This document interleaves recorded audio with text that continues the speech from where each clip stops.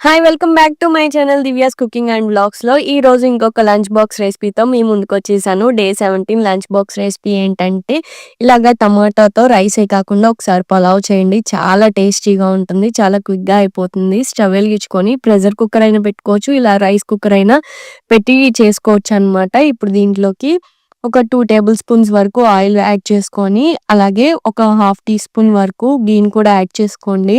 ఘీ add చేసాం కాబట్టి లో ఫ్లేమ్‌లో పెట్టుకోండి. ఇది కొంచెం మెల్ట్ అయిన తర్వాత దీంట్లోకి ఇప్పుడు బిర్యానీ దినుసులన్నీ కూడా యాడ్ చేసుకోవాలనమాట. సో, ఇది లైట్‌గా మెల్ట్ అయిన తర్వాత లో ఫ్లేమ్‌లోనే ఇక్కడ షాజీరా, చెక్క, లవంగం, యాలక్కాయ, బిర్యానీ ఆకును కూడా యాడ్ చేసుకుంటున్నా. అలాగే సన్నగా కట్ చేసి పెట్టిన ఆనియన్స్‌ని కూడా ఒక మీడియం సైజ్ ఆనియన్‌ని యాడ్ చేసుకొని చక్కగా ఇయన్నీ కూడా మీడియం ఫ్లేమ్‌లో పెట్టుకొని ఆనియన్స్ అనేవి కలర్ చేంజ్ అయ్యేంత వరకు కూడా గోల్డెన్ కలర్‌లోకి వచ్చేంత వరకు కూడా ఫ్రై చేసుకోవాలి. ఈ విధంగా కలర్ చేంజ్ అయిన తర్వాత ఇప్పుడు దీంట్లోకి ఒక హాఫ్ టీ స్పూన్ వరకు అల్లం వెల్లుల్లి పేస్ట్ అనేది యాడ్ చేసుకోవాలి. అల్లం వెల్లుల్లి పేస్ట్ అంతా కూడా పచ్చివాసన పోయేంత వరకు కూడా ఫ్రై చేసుకోవాలన్నమాట. ఈ రెసిపీని రైస్ కుక్కర్‌లో అయినా, ప్రెషర్ కుక్కర్‌లో అయినా చేసుకోండి. చాలా సింపుల్‌గా, ఈజీగా అలాగే క్విక్‌గా అయిపోతుంది మార్నింగ్ టైంలో లంచ్ బాక్స్‌లలోకి. అలాగే ఇప్పుడు దీంట్లోకి పచ్చిమిరపకాయ చీలికలు, దీంట్లోనే ఒక 4 టమాటా ముక్కల్ని కూడా సన్నగా కట్ చేసి యాడ్ చేసుకోండి. నేను ఇక్కడ 1 ½ గ్లాస్ వరకు రైస్ తీసుకుంటున్నా.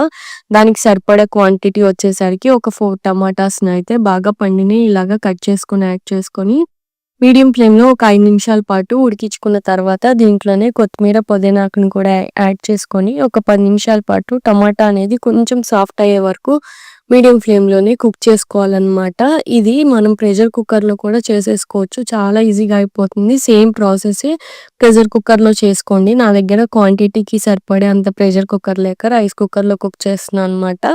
దీన్నంతా కూడా ఇలాగా బాగా కుక్ చేసుకున్న తర్వాత ఇప్పుడు దీంట్లోకి ఒక పావు టీ స్పూన్ వరకు పసుపు, అలాగే ఒక పావు టీ స్పూన్ వరకు ధనియాల పొడిని కూడా యాడ్ చేసుకొని దీంట్లోనే ఇప్పుడు ఒక హాఫ్ టీ స్పూన్ వరకు చిల్లీ పౌడర్‌ని కూడా యాడ్ చేసుకోవాలన్నమాట. చిల్లీ పౌడరు స్కిప్ కూడా చేసుకోవచ్చు. పిల్లల కోసం అయితే పచ్చిమిర్చి యాడ్ చేసాం కాబట్టి చిల్లీ పౌడర్ ఏసుకోకపోయినా పర్లేదు. రుచికి సరిపడంత సాల్ట్‌ని కూడా యాడ్ చేసేసి ఇవన్నీ కూడా ఒకసారి మిక్స్ చేసుకొని టమాటాని కుక్ అయ్యి ఆయిల్ అనేది పైకి తేలేంత వరకు కూడా మీడియం ఫ్లేమ్‌లోనే మధ్య మధ్యలో కలుపుకుంటూ కుక్ చేసుకోవాలన్నమాట. వీడియోలో చూపిస్తున్న విధంగా చేయండి. టమాటా అనేది ఎంత కుక్ అవుతే మనకి రైస్‌కి ఫ్లేవర్ అనేది అంత బాగా వస్తుంది. పచ్చిగా ఉన్నప్పుడు మాత్రం వాటర్ పోసేసి రైస్ ఎయొద్దు. అప్పుడు అంత మంచిగా అనిపించదనమాట. ఈ విధంగా అయితే కుక్ చేసుకోవాలి. చూడండి ఆల్మోస్ట్ 70% వరకు ఇక్కడైతే టమాటా కుక్ అయిపోయి ఆయిల్ అనేది పైకొస్తుందనమాట.